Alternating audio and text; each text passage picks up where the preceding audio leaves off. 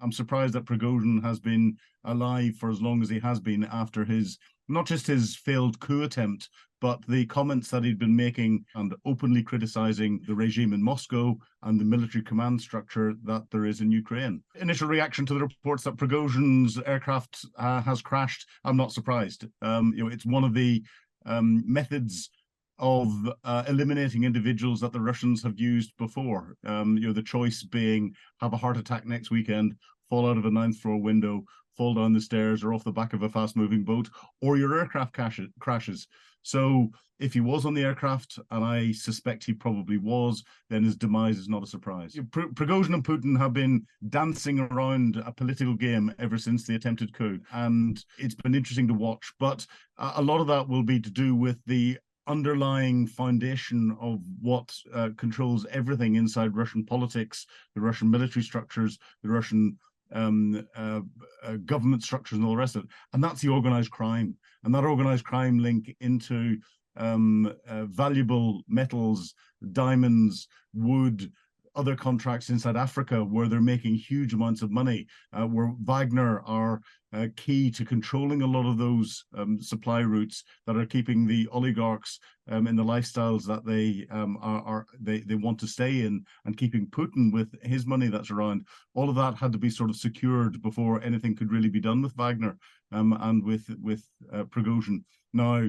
what's happening with that at the moment, it's too early to call. This could lead to bigger destabilization across the whole of the Russian regime, but it's very early days. We need to confirm that Prigozhin was on the aircraft.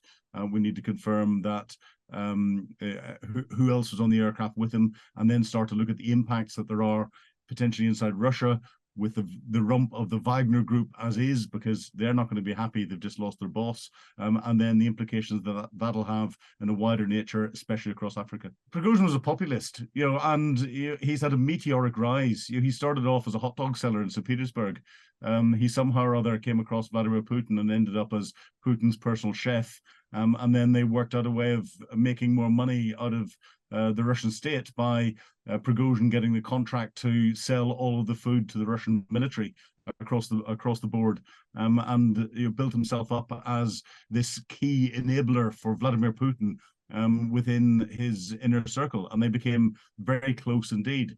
Interestingly, as Wagner then got involved inside Ukraine, it became apparent, and I've commented on a couple of occasions, that Prigozhin was giving sort of indications that he may have political ambitions to take over from Putin in the future. And then he withdraws from Bakhmut, has this attempted coup, which I think was him trying to send a message into Moscow, and it went a little bit further than he thought. He expected to be stopped much earlier.